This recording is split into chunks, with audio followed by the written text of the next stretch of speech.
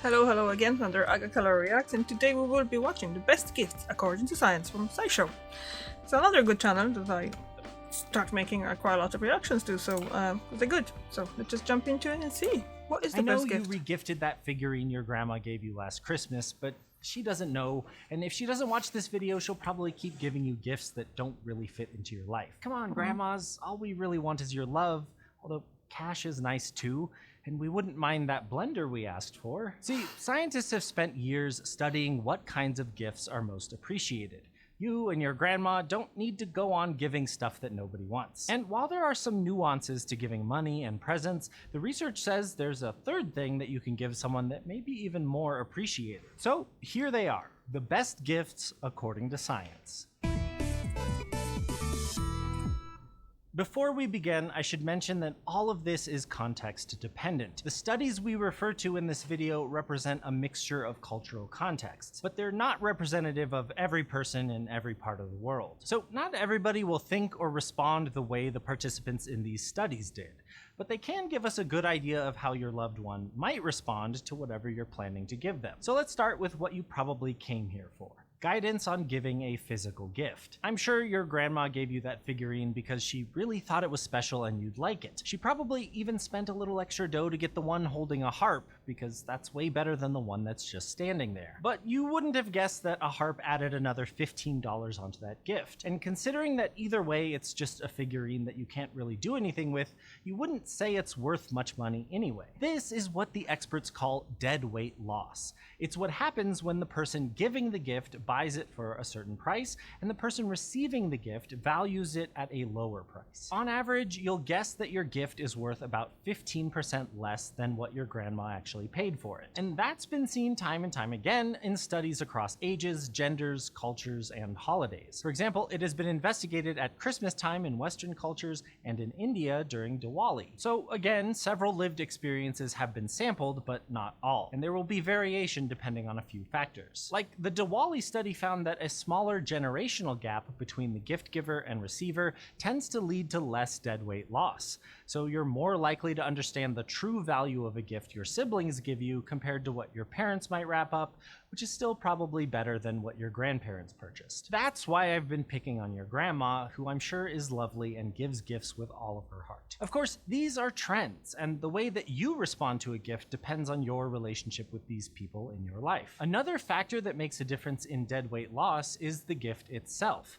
More expensive gifts are generally less affected by dead weight loss. I mean, if your grandma gives you a car, you know she spent a lot of money on that, and you better write her a thank you card and drive her to her hair appointments. For your convenience, the researchers who conducted the Diwali gifting study arranged different gifts in order from greatest to least dead weight loss. Clothes have the greatest dead weight loss, followed by food, electronics, accessories, and finally, cash, which has absolutely no dead weight loss because you know exactly how much money someone spent on your gift when the gift is actual money. But that doesn't say anything about how much you emotionally value a gift, and if you want to get a gift that you really value, you might just have to ask for it. Another study out of the US concluded that people are more appreciative of the gifts they explicitly asked for. Those researchers surveyed people across the country specifically about their wedding gifts, and they found that you're more likely to appreciate a gift from your registry than one you hadn't asked for. Now, as a gift giver, you might think that buying a gift off the registry is impersonal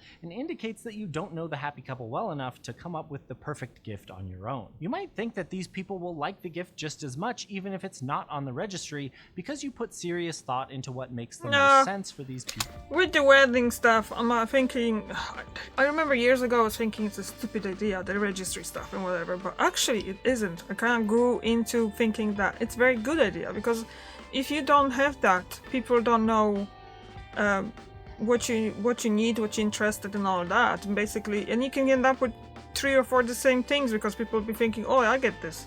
So yeah, that's actually very handy. So well, but that's not what the research says. In fact, odds are you're a bad gift giver.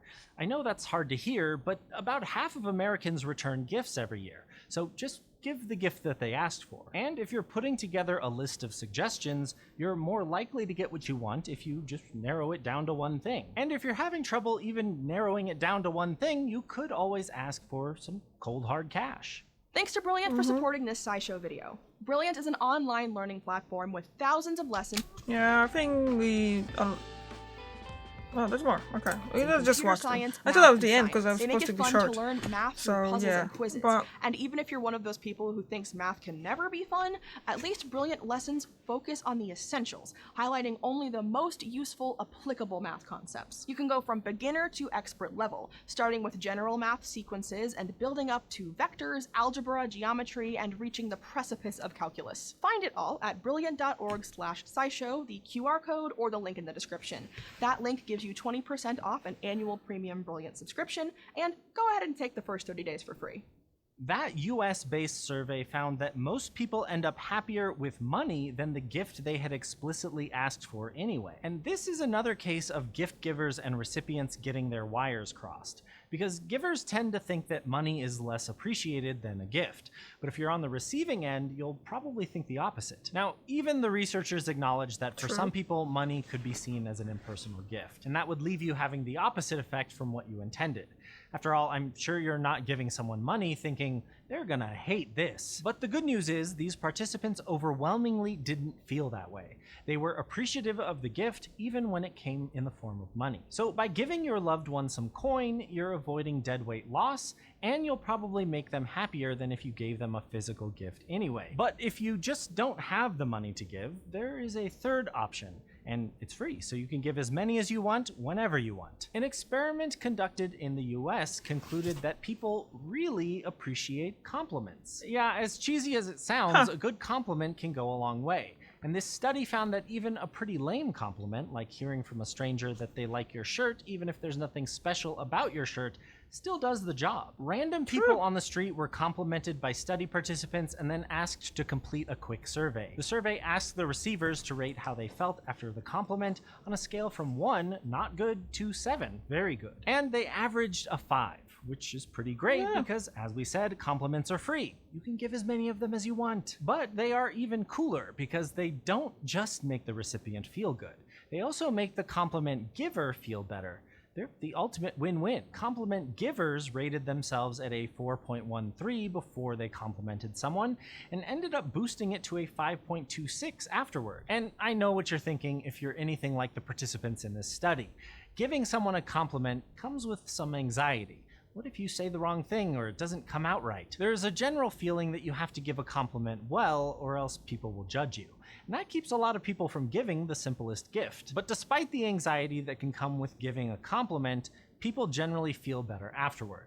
To the point that participants in this experiment said they'd be more likely to give compliments after the study than they had been before. So as long as you're not like catcalling or being sarcastic or something, you can give the gift of a compliment freely and frequently, knowing that the science points to a positive experience for everyone involved. According to our best evidence, it is the thought that counts. If you're a grandmother watching this video, maybe just send your grandchild a nice complimentary card with a little bit of cash. Yeah, I think the grandchildren always like that.